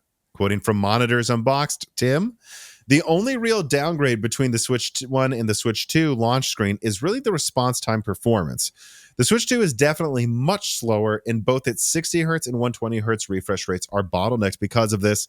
The response times really are quite atrocious. This is a very blurry screen and fast motion as well, and its new 120 Hz capability only has a limited smoothness advantage over its predecessor because of the said response time issues. And then quoting Modern Vintage Gamer, we have to turn our attention to input lag. Just like the Nintendo 64 service, input lag with the GameCube service is also a huge problem. And so, yeah, just as we discussed in our previous launch coverage of the Switch 2, a console that had effectively seemingly been done for years, as proven by Moore's Law said Switch 2 leaks from years ago, Switch 2 sure seems to have a lot of teething issues. Most worryingly, most seem to be firmware related, something Nintendo should have caught and fixed before launch, unless they really did kind of rush this console out, even though it should have had plenty of time. What we have are units with clear firmware problems, like rumble limitations. It's probably a failsafe if we had to speculate against bugs where a rumble turns on and won't turn off in a game. A constant vibration could damage the device, but the reports we are getting don't seem to be such a case. It seems to happen during normal playtime, but only for some people for some unknown reason. This indicates that it's probably a firmware issue flagging an issue that isn't there, or possibly escapement of defective units. This is similar to the battery indication issue we covered in Broken Silicon 314, where some Switch 2s seem to not know what their charge level is. Then we have the display. Well, Nintendo fanboys will moan that no one cared before Digital Foundry talked about it. Yeah, I saw a friend of the show, The Fox, complaining that people were saying that. The input lag and slow panel response was reported at launch by many outlets. Now, we just have better numbers. While the display seems very good in color reproduction, it is some of the worst input lags ever seen in a somewhat modern display. It's so bad that Tim from Monitor Unboxed even theorized Nintendo forgot to turn off a power-saving feature during pitched gameplay. So this could be another firmware issue. Last, Switch 2 introduced GameCube emulation to the Nintendo Online console paid service, and if the display input lag wasn't enough, the GameCube emulation has its own significant input lag. I've seen a video where someone had a Steam Deck emulating the GameCube next to the comparatively, if not slightly more powerful Switch 2 running GameCube emulation, and like moving the stick, you could see the Steam Deck go bloop, bloop, and it was like bloop, bloop, bloop, and then on the menu with the Switch, it was like bloop, bloop.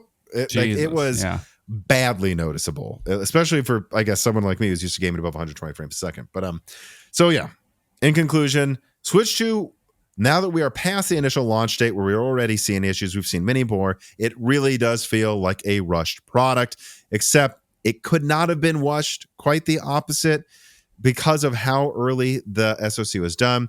Or I don't know, could Nintendo have become so complacent yet again, like after the Wii, by the Switch 1's success that the Switch 2 launched this late because they couldn't get the kinks ironed out fast enough while they were being lazy? It just doesn't seem to be the haters, therefore. The Moore's Law's Dead team has extensively, me, Carvin, Cry, and Carrie, investigated this for this episode. The Switch 2 genuinely seems to have an abnormal amount of problems. And so I have to say that I am getting close to pulling my recommendation of the Switch 2 entirely until I see if half of these are fixed in updates. And I'm getting close to saying people should just wait for the refresh. Yeah, to me, it seems like, I don't know, maybe people should give it a couple months before trying to buy it again, because my girlfriend's probably going to at this point. Because it seems to me like a lot of this could be mitigated by updates, but you never know how many of these problems are actually inherent to the design, or maybe there's just a huge QC failure for the Switch. They literally shipped a device with the factory like boot menu Q&A testing thing. It's just Q&A issues everywhere, it seems, with this, whether it's firmware or not. Yeah, so like if it's a quality control issue, if it's that, might mean that overall you're fine, and if you buy it now, you might just need to have a replacement sent to you in the future, which that's just a huge waste of money and time for Nintendo and a huge waste of time for you. If it's a firmware update, this could just be a literal non-issue, or software update, this could be a non-issue in a couple months. Or who knows, maybe this is to the metal a bad design. It's really unclear to me what it is at this point. And yeah, I don't know. I think wait to buy the Switch now. Enough issues have cropped up where don't buy it. Wait to see if Nintendo can fix these problems. And I don't want to say that because, again, I have bias here. I exclusively leaked Switch 2 specs. I want it to be awesome. It was the same with Meteor Lake, Arrow Lake, Alder Lake. Alder Lake was great, though. Raptor Lake was great until they all started breaking. So I whenever I'm like one of those people early to like the information, I'm like, ooh, I hope this is, I've been someone who's thought about it, talked to sources about it for years. I am predisposed to liking the Switch 2 because of the NVIDIA SoC in it that I've been talking about for a long time. But I don't know. I have to I was just thinking of this a second ago. Like if this were like a PlayStation or Xbox, I would be all over these issues. So objectively, maybe I should say, wait to get this. If you see one in a Target and you really want one, sure, buy it. Don't pay over MSRP though, for sure. And I would just say, maybe don't feel as bad if you missed out on getting it at launch. Like if you walk into a Walmart and you see one, sure, go buy it. But I would say you probably need to feel less rushed because you're probably going to want like 6 months for this thing to be fixed in firmware, first of all. And I would almost say this seems very clear. And again, we'll see how sales go. I know it sold out at first, whatever. But I'd be very curious if they tail off quickly and then they need to rush out like a 3DS fix, which is a better unit that is at a better price and so on. Oh no, who knows? Maybe with a different node. Yeah, it just, I don't know if that the input lag issue with the screen makes it sound like it just might be unplayable a lot of the time. Yeah, we'll see. And some screens have more issues than others. Who knows what you'll get? Techno writes in and says, what node do we expect the die shrunk version of T239 to use for a Switch 2 refresh? So I talked to Carbon Cry about this as well. And Kerry knows Zagata. I mean, I'm going to be honest. I think it's very unlikely they would go from Samsung to TSMC for a node shrink. And therefore, I would think any updated or fixed Switch 2 with a node shrunk die would probably be on Samsung 4 nanometer, not 2. In fact, in researching for this question, I found that Samsung has recently announced they're slowing down nodes, like how often they upgrade to new nodes, because they've finally apparently realized they have a horrible reputation of announcing nodes for like 5 years before they're even ready. And so they have 2 nanometer out with god-awful yields that are unusable, 4 nanometer that supposedly still has pretty bad yields. And they said they are committed to making these yields desirable on 2 and 4 nanometer before they bother launching their 1.4 nanometer competitor to TSMC and Intel in the future. So I would just say it's going to be Samsung 4 nanometer for sure, I would guess, but I don't know that will be ready until a year or two from now. But even then, that's probably when any refresh would come out the soonest anyway. So that's what I think. Also, that have the benefit of dual sourcing from 4 and 8 nanometer nodes. And in fact, if I were to completely go full speculation, I would say I would guess there's a Switch 2 OLED with all these fixed issues in a year and a half or 2 years. So late 26 or late 27 or mid 27 probably, because that's when they tend to release things. And then they will take the 8 nanometer yields and turn those into the Switch Lite or something. Oh, yeah, Switch that's 2 possible, Lite, I should guess. say, but one that still has a lot of fixed issues, even if it's cheaper. But, I mean, that's good to hear, at least that Samsung is moving off of their nodes that exist only in press releases model. Yeah. But I'm guessing you don't dispute any of that, right? It's going to be N1X on TSMC. That's right. They're going to putting it in that. To 1.4 nanometer X. It's going to run at 5 gigahertz. PlayStation doomed. All right. Moving on then to the final wrap up. This is, as I mentioned before, for stories that deserve a mention, but really don't deserve some full big old 5 to 15 minute discussion. The first one here we have is HDMI 2.2 is finalized. And it talks about getting 8K to 40, 12K, 120. Also, I saw DisplayPort 2.1B is coming as well. So yeah, they're going from 48 gigabit per second to 96. I'm looking, you'll be able to do 4K 480, 8K 240, 10K and 12K 120, and then also supposedly I think 16K 30 or 60. So we'll finally be going to 16K 4 times what's probably discernible. I would even say at a 27-inch screen with 8K, and then we will be. I mean, I wonder how much more we'll need. Honestly, there'll need to be newer standards to allow for longer cables because I know that's an issue. Mm-hmm. But yeah, I mean, I think I'm going to be using that new standard a lot. So this is good. Well, you have a 4K 144 hertz display, right? HDR. Yeah. So you're pretty happy, I think, for the foreseeable future. I also have a 4K 240 monitor. No, something I don't have that would make me consider getting this to like finally retire my remaining non-OLED monitor is BOE has unveiled an 8K 120 / 4K 240 dual mode monitor, and that's pretty awesome. Like that's where I would go. Okay, so I play Age of Empires in 8K, and then I turn on 4K 240 for like Battlefield 6, and then I don't know if I play Counter-Strike, maybe there's a 1080p 480 or what 960. I don't know, but the dual use idea has been interesting to me. I just have all of them pretty much now are 4K 240 or 1080p 480, and I just have no inclination to game in 1080p ever again. I think it looks terrible. No, I'm never. Unless it's on a handheld, then maybe. But I mean, outside of handhelds, I think it looks pretty bad. So, all right, moving on here to another one. This was almost going to be a story, and then I was like, you know what? 90% of this isn't new. Gorgon Point, though, seems to be confirmed to be AI 400 series. Now, there's other stuff in here that show slides from other things. Most of it seems not new. One thing that is new that we could have guessed, but I don't think has been confirmed until now, is that there it is. Gorgon Point is AI 400, suggesting Medusa Point will be out later in the year as AI 500. Another interesting story that we have here: AMD researchers reduced graphics card VRAM capacity of 3D rendered trees from 38 gigabytes to 52 kilobytes with the work of graphs and mesh nodes, shifting CPU work to the GPU. So this was something I reached out to some people about. Should this be its own story? And the answer is basically no. It would require the most modern hardware. And it's really only for like randomly, or I should say procedurally generated things that look the same. But I do think it's interesting. This could be something where in a decade from now, maybe there is this leap where VRAM is 32 gigabytes in mid-range cards, but then there's this new feature that drops usage by, it would only be for these assets, not all assets. But this could be a promising thing once everyone has, I don't know what it is, if it's RDNA 3 or RDNA 4 or later. So this is an interesting one. Moving on to a few. Actually, let me do this one first. The U.S. Navy is selling GPUs at MSRP. This made headlines, like including 5090s.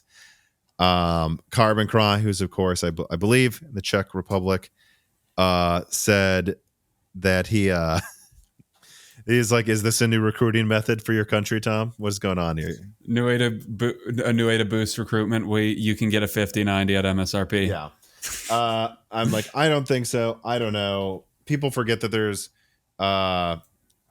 different stores at Navy and Army bases and things like that have all types of different things, whether you're buying food or something. So I have nothing much to add about this, but I don't know, worth pointing out.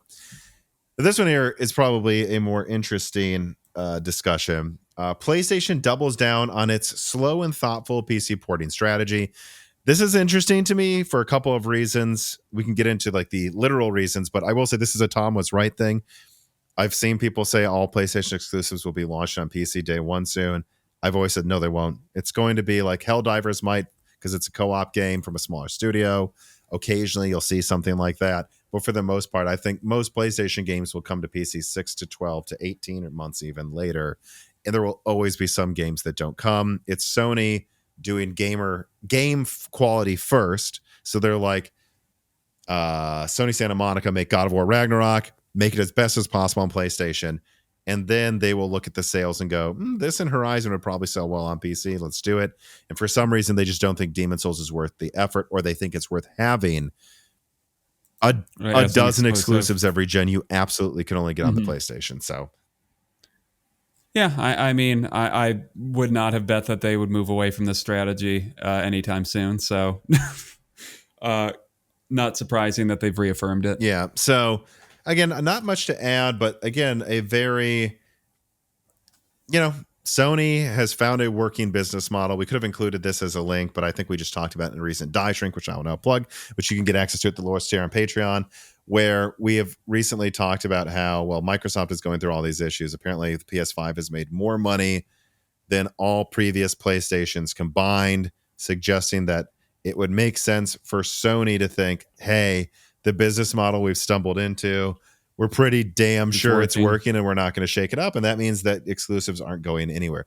But they're not going to be, dare I say, stupid like Nintendo and go, we never want to make money on Steam off of our exclusives ever, anytime, because why would they not want to make money on PC, And their 60 are now $80 forever. Yeah. Yeah, that's another interesting call by Nintendo with their $80 Mario Kart. And then the final thing here, unfortunately, a lot of bad news for Xbox. Not all bad news. We'll see how the handheld turns out. But still a decent amount of bad news this episode is more major Xbox layoffs are supposedly coming. There's a new report out from Bloomberg with Jason Schreier, who has a very good track record, I would say. Saying that, go through this actually. He has it in bullet points. Xbox X and S sales have dropped to 30% of PlayStation's 5 sales at least, or I don't know, or it's down 30% again, and they were already down. Microsoft has dramatically raised the price of its hardware, and it is due to tariffs and uncertainty, where it now costs more than a PS5 in some areas for a Series S. That's because Sony has managed, I guess, they manage their supply chain better, and they also, by the way, probably realize that all of the money's being made off of games, so why would we raise the price of our console? maybe that's not the case with Xbox, because Xbox gamers apparently don't buy games, and Game Pass is not making them enough money. And let's see what else is here. Yeah, that Game Pass uptake continues to slow, according to Jason Schreier from his sources at Microsoft. And that nothing is off the table in terms of bringing games to PlayStation and everywhere else. So I don't know. I mean, I don't have much to add to this. It's just the thing that really pisses me off the most, though, is seeing the layoffs of. Yeah. Go on. I mean, they need to figure out how to make money somehow, I guess, because this, as we've discussed many times, Xbox is just a money pit, and it's always been a money pit. Yeah. As opposed to a money plane, which is a hilarious movie people should watch. But yeah, I don't have much to add to it. I just wish more thought was put into which studios they bought, so that they wouldn't buy a ton of studios and then have to lay all of them off. But I don't want to beat that horse to death. Beat that dead horse further dead, if that's a thing, any more than you would need to. But all right, I think that is going to do it for this episode. I'm hungry. I want to eat dinner, and I definitely want to play Death Stranding 2 some more, which I cannot say enough good things about that game. If you even remotely like the first one, this one perfects it like a true, like we haven't seen for a while, like real sequels used to, like Assassin's Creed, which was beloved, but Assassin's Creed 2 is considered a classic. A lot of people still consider the first one a classic, but I dare you go play the first Assassin's Creed. I love that game when it came out, but my God, did it drag on in the second half. Assassin's Creed, it's like 9 assassinations in it, and it's like by number 6, you're like, all right, this is kind of the same thing 9 times. The main missions were different, but like, I got to sit on a chair and listen to people again in 3 districts. Yeah. Like, not Death Stranding 2, like or Assassin's Creed 2, which perfected it, or Uncharted 2, you might say, or Gears of War 2, although the first one was pretty good in the beginning. Without any issues. So yeah, I'd say if you remotely like the first Death Stranding, this is one of those Assassin's Creed 2, Uncharted 2 situations where this is just does everything better. And I think this is probably one of the most polished games I've played in my life. Like instant load times, no bugs whatsoever, pretty much. I mean, it's phenomenal. And so I want to stop talking about how much I like it and actually go play it. Dan, any final words? I don't think All right, so. well, then I will plug us. Please remember to subscribe to Moore's Law Z on YouTube on the YouTube channel.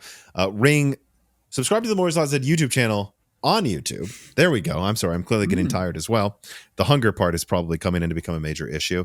Also, ring the bell button, like the video, comment down below. Please share this video. We touched on many things, whether it's being the first to leak a lot of Switch 2 stuff, to being the first to leak a lot of 5000 series super stuff. A lot of these websites don't give us credit. It's kind of disgusting.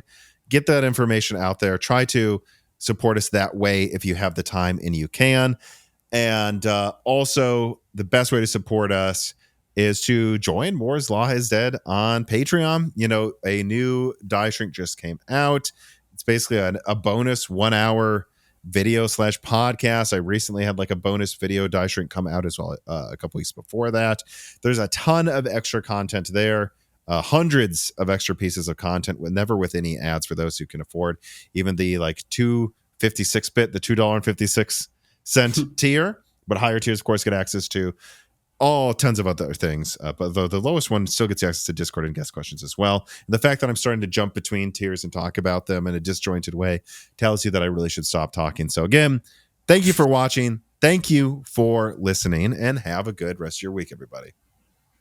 Goodbye. This podcast was brought to you by the YouTube channel and website Moore's Law is Dead. Moore's Law is Dead and Broken Silicon are trademarks of their creator, Tom. That guy is me, and I am indeed the creator, editor, writer, and showrunner of Moore's Law is Dead podcasts, videos, articles, and other media. However, it's not just me. Moore's Law is Dead is a team, with Broken Silicon co-hosted by my brother Dan, audio editing by Gerard Cortez, renders being done by the industrial designer Jean-Philippe Clermont, and special assistance is also provided by Carmen Cry and Carrie Nosugada as well. Find all of our information at www.mooreslawsdead.com on the About side patreon.com/support page in the event you do want to hire me for consulting work, hire Gerard for audio work, hire Jean-Philippe for industrial design work, or you're interested in working with Carbon Cry or Carrie No Sugata as well. You can also find our long-term sponsors on that page if you want to show them some love for putting food on our tables. Or you can also mail us some love. You can send letters or hardware donations to the following address: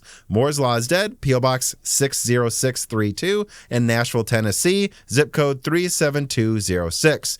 Although, to be honest, the best way to show Moore's Law is Dead some love is to support us on Patreon. Patrons are what makes Moore's Law is Dead content truly possible. Every month, and really every day, depending on who you're talking about, me, Gerard, Dan, and Jean-Philippe are working tirelessly to provide a steady stream of content that we could not keep doing unless we knew the work was possible without being reliant on sponsors dictating every little thing we put out. Don't get us wrong, we love our sponsors, but we love directly working for you, our fans, much more. If you have any extra money, even a couple free dollars a month, consider supporting us directly on Patreon. Those couple of monthly dollars will get you access to the exclusive podcast Die Shrink, voting on subjects of future podcast episodes, the ability to ask guest questions, and of course, access to the Moore's Law is Dead Discord full of like-minded people who I am sure would love to meet you.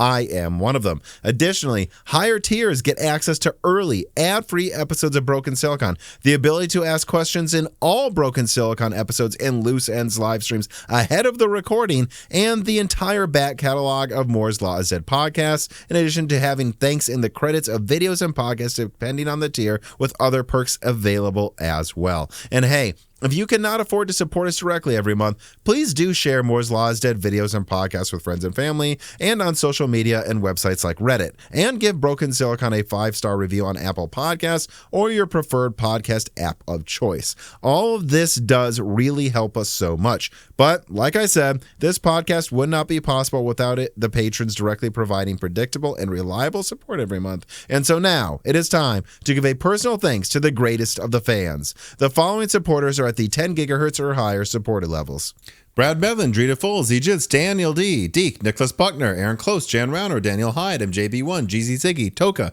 Compressed AI Blocks, SNES Chalmers, Jem Ferriero, Velcom Alev, Jensen Wang, Gregor Sacker, Sarcastro, Chris Rich, Evan Dingle, Hal Buma, Shredbird, Samuel Moss, The Boss Haas, Tommy, Krisen, Thenos, Jonathan, Neithra Zink, Amiable Chief, Jake Dude 23, Aisha, Jake Martin, Zlicky, Gamers Unite, Meat and Pork, Tim Robb, Ian Clifford, Travis Gooding, Mad, Zoot Suit Taylor, Greg, Michael McGee, Patty Cake, Stephen Coates, Mark Mitchell, James Anderson, Mark Raidmaker, Cole Addict, Cameron, Henry Zhang, Wesley Sager, Michelle Pell, Win Wang, Wexapuma, Reginald Ari, Teak Autumn, Windstar, Corey Leonard, James I. Raider, Little Germany, Shay, Milton, John Swin, Brett Jones, Chuck Glidden, Mac Daffy, Stephen Dick, Justin Bustle, Austin Haggerty, Joe Foot, Brian Scanlon, Hardland, Jansen Ingema, Joseph Kelly, Slushball, Him Segung, Tails 2299, Brian Wright, Sisyphos 7771, The Forbidden Juice, RB Racer, Thalo 215, Alex Vega, Freedy, Michael Cozy, Crystal Joe, Elbergun, Kikam, Solarized 80, 37x73, Sputnik, Brian P, Hoodat 42, Cornster 671, Penta Winta, Hal Richard, Omega Doge, John Wick Boomstick, State Farm Snake, Mr. Tiger, AI Soldier 789, Hugo Onder Kiwi, Penguins Love AI, Porcelain Oats, Curry King 3, Nixus Mania, Fred Berger, Smash Axley, Sheriff Lotfi, Rhyhill Cheap Bulls, Kevin Kuntz, Karim El Masri, Armand Vakatura, Manolis Ragkusis, Callan Reichel, Jonathan Harris, Elusive Man, Kainush Kagani, Johnny Trans, Zubar Ahmad, Angel of Cake, and of course, thank you to Sahara for the music.